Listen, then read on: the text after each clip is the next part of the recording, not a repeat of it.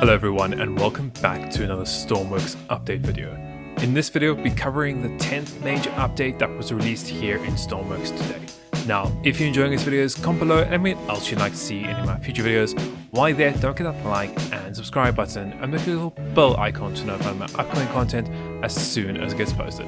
So said, let's get straight into it and get started with this major update. So the devs have gone and released the 10th major update here in Stormworks today. Now with this major update, it focuses on multiplayer improvements here in Stormworks. Now for the last several months, the devs have been hard at work completely reworking this and improving multiplayer here in Stormworks. With this, the sync between the players have been greatly increased. No longer do we have any issues between getting the lowest performance of the player that's actually on the game.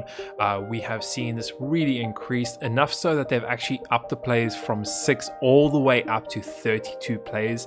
Now this is incredible to see, and it's really going to change how multiplayer works here in Stormworks. Having so many people in one server will allow for a whole new set of missions to be created around team objectives. Whether this be large search and rescue missions or races or absolutely anything, these are all now possible with such a smooth performance here in game and so many people being allowed to join one game at the same time. Now the testers and myself have had a lot of time testing these improvements out, and honestly I can say from my experience is that compared to the old multiplayer and the new one, this is night and day. It's a completely different multiplayer experience and it's really good. We've had games with large creations, complex creations, and the game just handles well and really just runs well. Now yes, there are moments where some creations will hurt the performance of the game. These are your really big creations, especially with multiple bodies on them, like turrets or different doors and so on and so forth. So the more of those you have, that does seem to hurt the performance. Not that much, but it can go and do that. We've experienced it with spawning in a lot of multiple creations, very complex ones. It seems to slow it down just a little bit. Now with this wasn't the only thing that the devs had up their sleeve for this update. We also got the new multiplayer dedicated server option. This obviously allowing you to host your own games for you and your friends, or even just random people on the internet to go and join.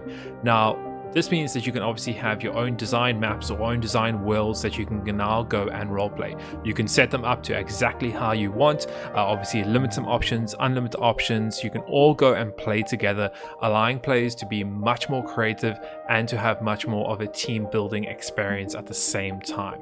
Now to actually get the server itself, it's pretty simple. You just need to go into Steam, go and download it. Recommend personally, from my opinion, is that you actually don't run the game, well actually the dedicated server, through Steam. You go into the folder that it's installed in and you run the exe.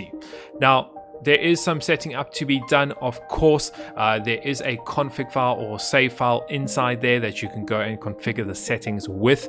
I'm not going to be covering the options and how to get that all set up today in this update video, but I will be covering it in the tutorial in the future. Probably either today or tomorrow I'll be releasing that tutorial. So all the setup will be inside there. There's also going to be a guide online on the workshop, if I'm correct, from beginner, that is going to be listing on how to get that set up and how to be using it. Now, once you have set up the server, please make sure that you also go and port forward the ports that are required. It does list it in the actual options screen, and also that you disable your firewall on Windows. I have seen that does cause some issues, but once you got the server up and running, you can then go in game, go over to your multiplayer tab, and you can click on your internet tab, and you can now see that your server is up and running and players can go and join it. Just like that, you have now got your dedicated server. Obviously you can password lock it if you want to, that will be in the settings, but otherwise just go and join it like any other multiplayer server. And to finish off, the last thing the devs have gone at it is they've gone and made some tweaks to the gyro that we have here in game. Now, if we went to our workbench and we actually go and look at the gyro, you will now see that when you place it down, we also get the option to actually tweak it. This is something we never had the option to do and really is quite important.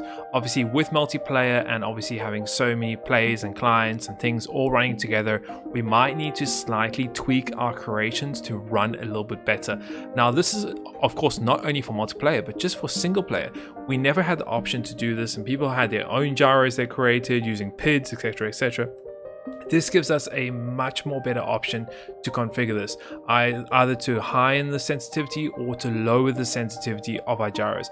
So all the issues that we had with the helicopter shaking or plane shaking, these can now all be overcome by adjusting our gyros. So this for me is a huge improvement and a good feature they've gone and added in with the gyro. It means that the standard gyro that we have in game is now a contender again for our large and complex helicopters or ships or planes or whatever else we're creating. We no longer have to work with the PIDs in game. So to end this video, good luck survivors, have fun playing some epic missions with your friends, or even just joining a random Stormworks server that's hosted throughout the world.